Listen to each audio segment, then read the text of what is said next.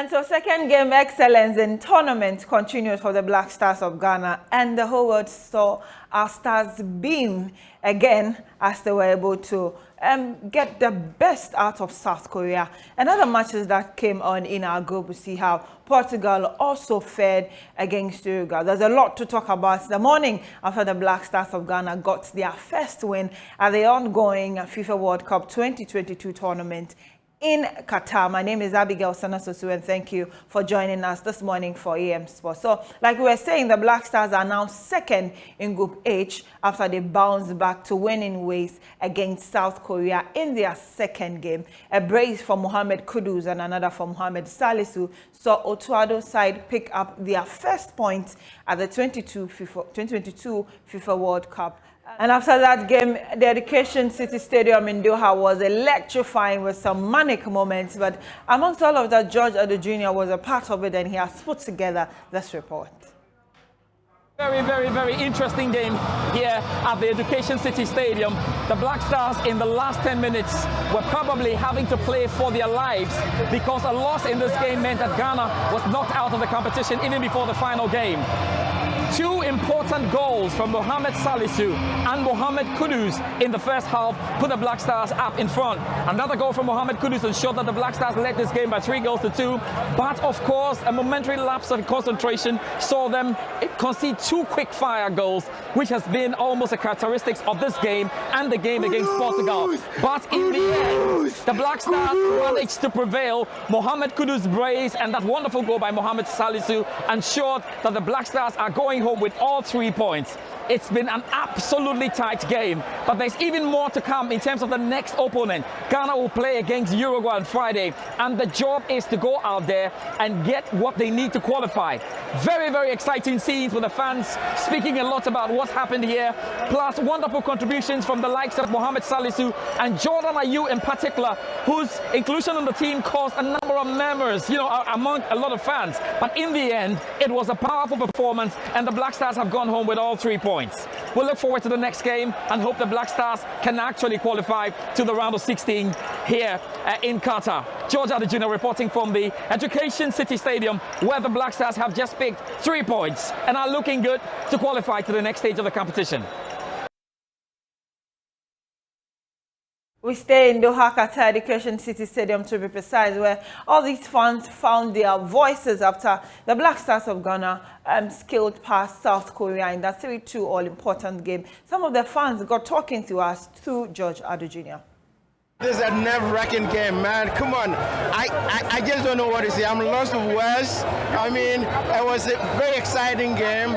Even though it was nerve-wracking, I guess the guys did real well. They did good. They've really done us proud. And come on, kudos to the boys. We couldn't have expected this match. But hey. How tough was it to watch this game? Mate, nerve-wracking. I mean, so nervous, the pressure was immense, but the boys showed that they had character, they were resilient, they were able to hold their own, and we're super proud of them, wow! Right, tell me how nervy was this? How nervy was this game? The game was incredible, man, but I have to say, I hate that we had to struggle to beat Korea. We should have locked this game down in the second half, but we didn't. But hey, great game for the guys. They played fantastic, Charlie. I loved how they played. That's right. And honestly, George, I think we need to know how to keep a clean sheet. We can definitely throw games away like this. I mean, supporters are supportive of the team, but come on, if we're going to play like this, seriously, this is something. That's right. How nervy was this game? It was nerve-wracking. It was a tough game, but I'm glad we sailed through. How did you manage through the final minutes? Was it easier? They flew the kitchen sink at us, but we repelled all the missiles that came through. Yeah. Good game, I must say. Thank you very much. Thank you. How did you see the game? Oh, the game is good.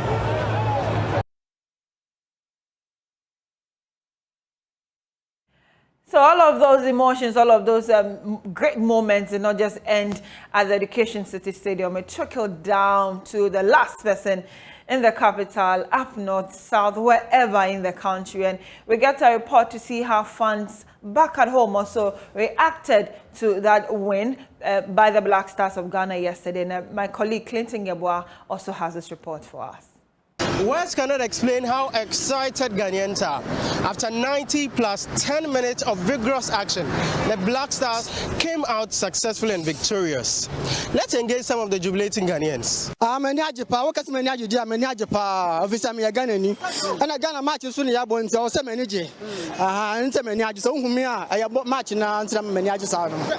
It's never. I am shared here. Because my react as a Ghana. I'm watching to me as a first one. Then we need here, but BBC, but where's the dear? Yes, we can't do Africa now. I'm speaking for, let me say, I'm speaking for all Ghanaians. From the blast of the whistle, I know every Ghanaian's heart was in fire. Because, you see, beginning for the first 20 minutes, the Koreans outplayed us.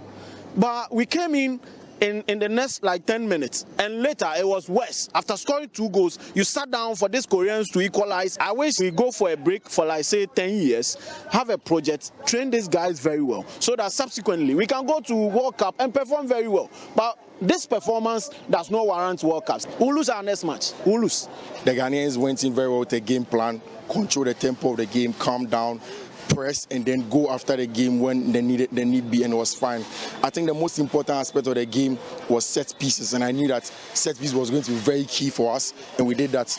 But then our biggest problem in the game was when we scored 2-0, came into the second half, considered 2 quick goals like we did against Portugal. That shouldn't have happened, but then again it happened. Going forward, we need to focus when we score goals and prevent conceding goals just in 3 minutes. It's not good. But generally, I think it was a good performance. It was a hearty performance, and kudos to the boys. But we still need to go into that with extra heart, with a proper game plan, different from what we did against the South Koreans, and then be more focused. We've conceded in the Portugal game 2 goals in 5 minutes. This time, 2 goals in 3 minutes. We don't need to repeat that because maybe we'll not be third time lucky. So we need to be very, very careful, but then going with a good game plan. Kudus, Pate, Salisu, everybody was excellent today. But now go play DH. What DH a chip or DH a profi. I'm winning. I'm happy. God. Tears of joy. From Kumasi, reporting for JoyNews, Clinton Yeboah. Of course, you can afford to shed some tears of joy because the Black Stars have gotten their first 3 points at the tournament. But we get to speak to Gary Al Smith, who is also in Doha, Qatar, with the Black Stars, and can tell us the mood after the preparations ahead of our third and final game in the group stages. Gary, if you can hear me, good morning.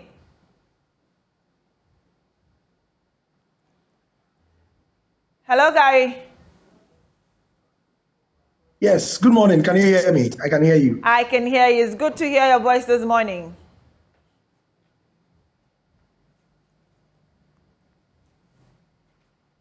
Okay, so the morning after the Black Stars of Ghana got their all-important 3 points from our second game against South Korea, the second game-winning syndrome has continued in this tournament. Is it sheer luck, or we had to work hard at it? Well, you don't get streaks like that. Good morning, first of all. Yeah. You don't get streaks like that by sheer luck, Abigail. I mean, they had to work for it, and we saw what people in Qatar in the stadium and people in Kumasi also thought of it. The word nerve-wracking kept being repeated by those who were interviewed by George, and that is exactly what it was. For the neutral, we spoke to some neutrals after the game, and for them it was brilliant entertainment. George was making a joke yesterday that right now, if FIFA is selecting games where they will put their best cameramen or script writers, they will come to Ghana games because Ghana games are proving to be, blockbuster entertainment. But for Ghanaians, I mean, Ghanaians don't want that. It's too crazy for Ghanaians at the moment. It's too heart-stopping for Ghanaians at the moment. And when we calm down, Abigail, when everybody calms down, I think that the introspection has to be done so that the very avoidable concession of goals will be stopped, will be stopped. So yeah, that's what it is. I was really getting to that because two things quickly. Ahead of this game, we spoke about how swift this Koreans would be, and so we saw that there were some changes, especially to our laterals in this game. And first of all, how would you rate our players? And at the rate at which we are conceding already, we're talking about 10 goals in 2 games. We have 5 for ourselves and 5 against us.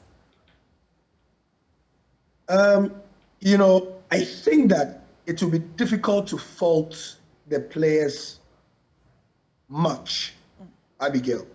I think most people will agree that our coaching has a bit of work to do.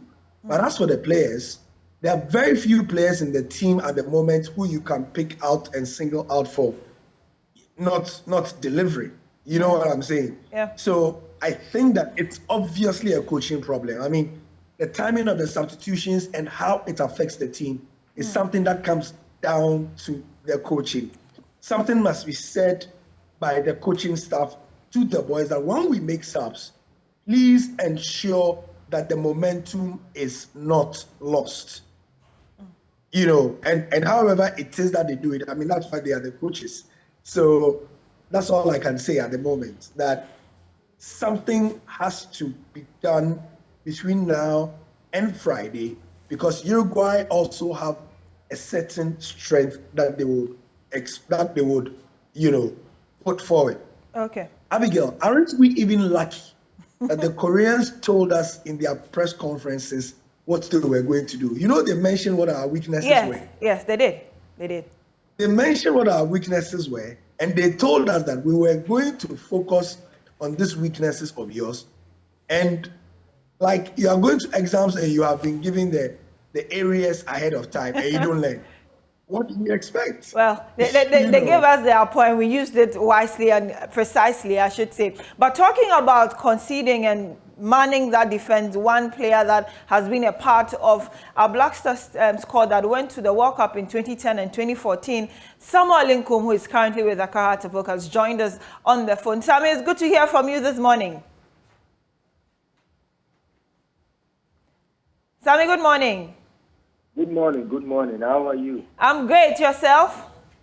Well, I'm not bad at all. I'm sure it was a moment of reminiscing when you were watching that game yesterday against South Korea. For you, how do you think your colleagues performed for the Black Stars?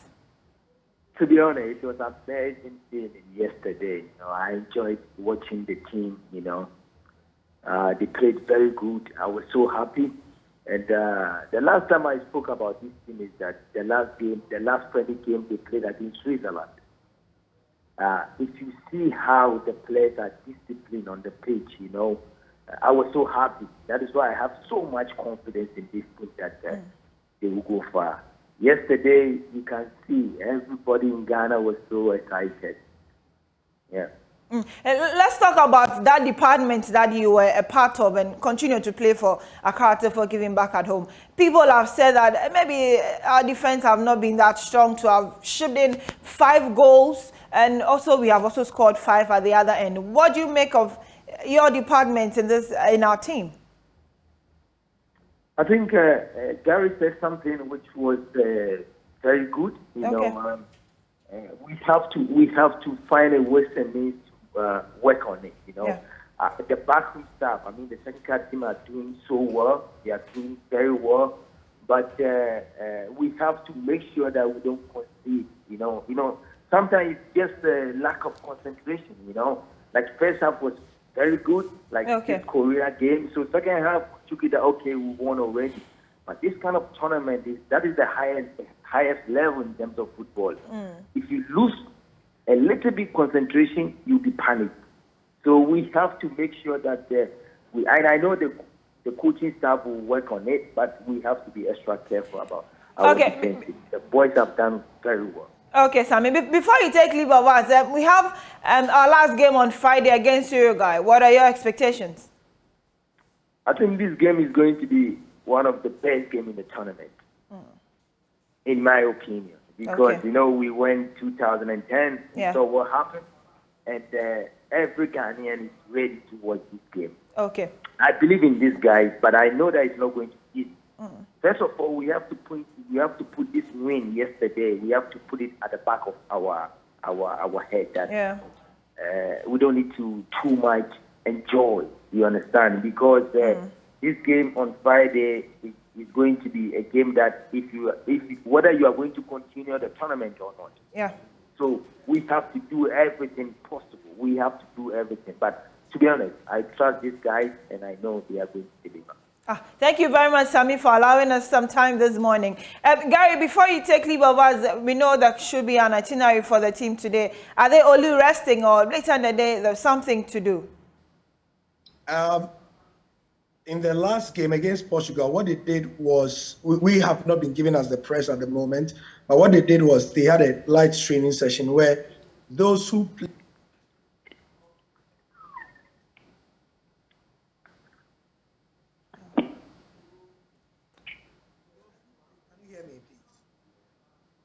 Gary, we can hear you. Go on. Hello, can you hear me? Yeah, we can hear you now. Go on. Hello, can you hear me? Gary, we can hear you. Go on. Okay, I'm assuming that you can hear me. Those who played in the game against Portugal were taken through a light training session, and then those who did not play had a training session. So I assume that's what's going to happen. Between now and Friday, at some point, there's going to be a press conference. I don't know whether the Black Stars will organize one themselves for, the media here before the officially sanctioned FIFA one. But yeah, there'll be training. We will go there and we'll bring you reports of what we see. What I will say is a few things that we should note. Mohamed Kudus has become the first player in the history of Ghanaian football to score 2 goals in a single World Cup game. That is massive. A Tottenham Hotspur player, Matt Doherty, has already said to his team, and he said it publicly, that they should go for Mohamed Kudus because he's what the team needs. The European scouts are going crazy about Ghana's number 20, and he's only 22 years old. He's got 2 goals in this tournament already and 1 assist, and the sky is really his limit. Mohamed Salisu, remember, has also scored 2 goals in 3 games. Yeah. And you have to watch Abigail. This is food for thoughts for you and for those who are watching. Ghana spent 2 years almost begging Mohamed Salisu to come and play for the Black Stars. The question is, do we now think it was and it is worth the wait? So much worth the wait if you ask me, but I have a personal message for him. I'll get it through to you later. But I'm sure we'll get to speak to you again later as the competition wears up. Do take care of yourself and continue to give us the very best from Doha, Qatar.